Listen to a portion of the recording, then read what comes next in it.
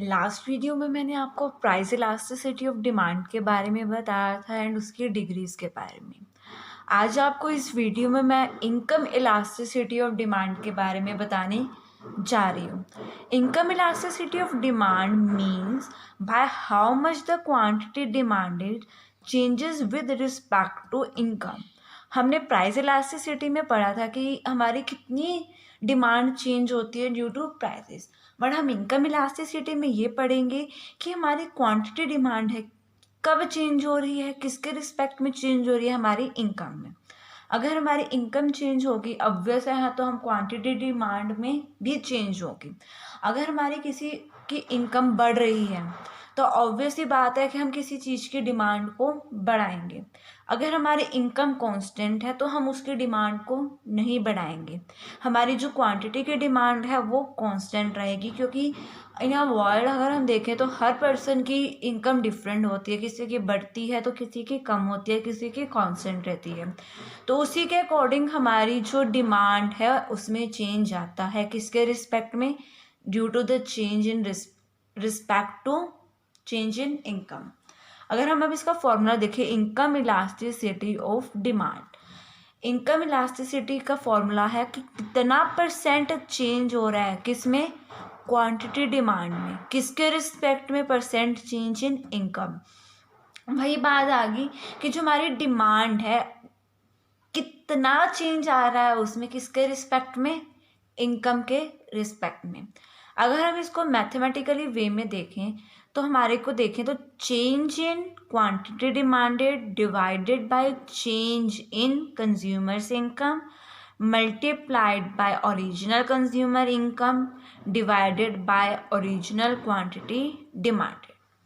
EY is denoted by elasticity of demand and change in Q, that is change in quantity demand, कि हमारी quantity में कितना change हो रहा है।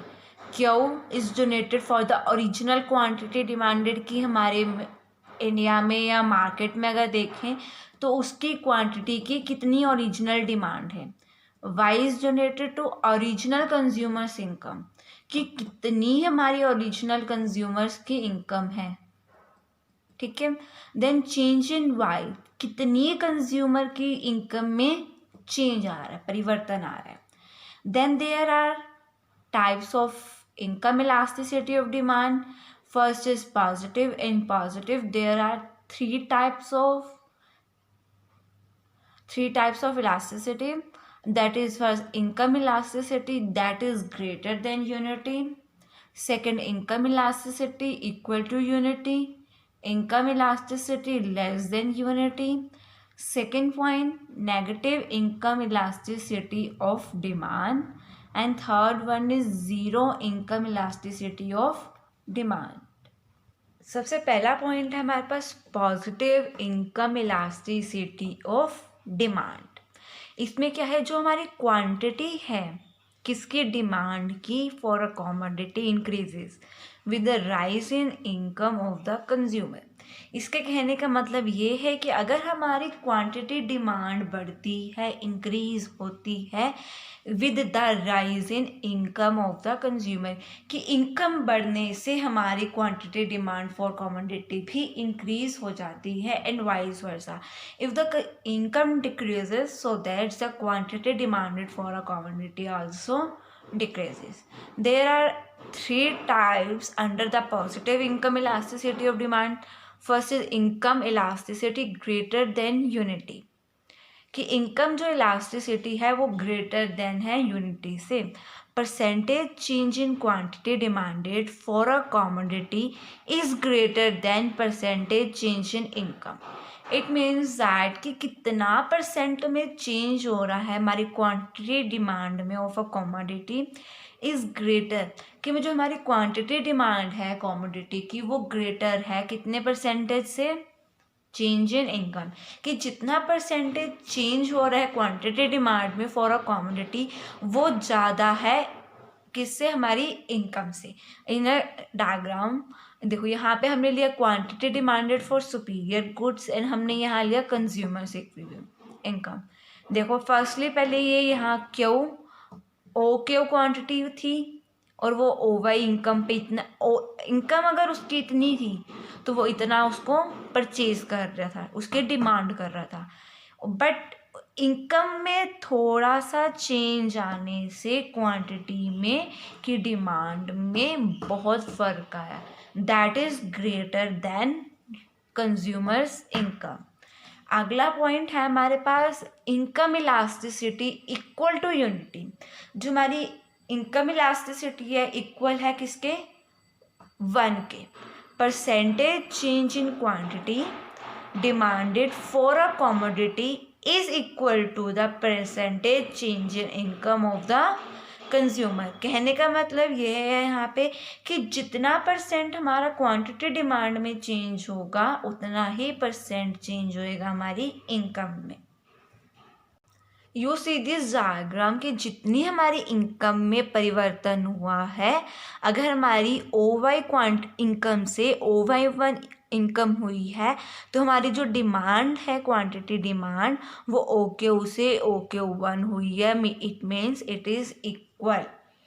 ठीक है। अगला पॉइंट ये है कि जो हमारी income elasticity less than unity, जो हमारी इनकम इलास्टिसिटी है वो लेस देन है किसके, इनकम यूनिटी के।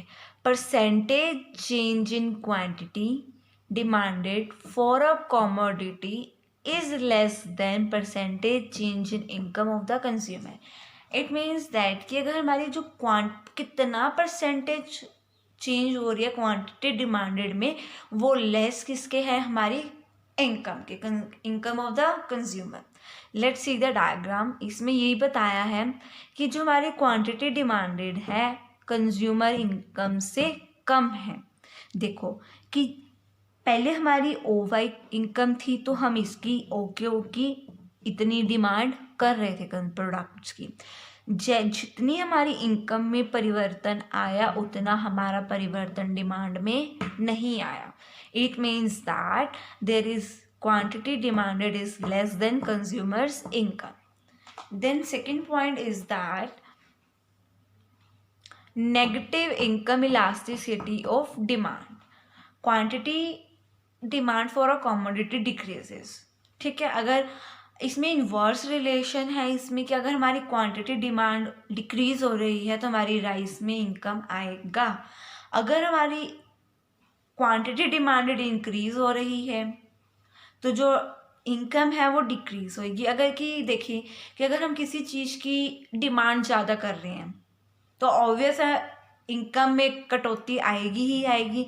अगर वैसे ही क्वांटिटी डिमांड में इंक्रीज आता है डिक्रीज आता है तो हमारी इनकम में राइज आएगा। कि अगर हम क्वांटिटी की डिमांड ही कम कर दे तो ऑब्वियस है जो हमारी इनकम है वो कंज्यूम होएगी। तो ऑब्वियस ही बात है अगर हम दूसरे तरीके से देखें कि अगर क्वांटिटी की जो डिमांड है वो इंक्रीज हो रही है तो हमारा जो कंज्यूम करी हुई इनकम है उसमें फॉल्स आ जाएगा।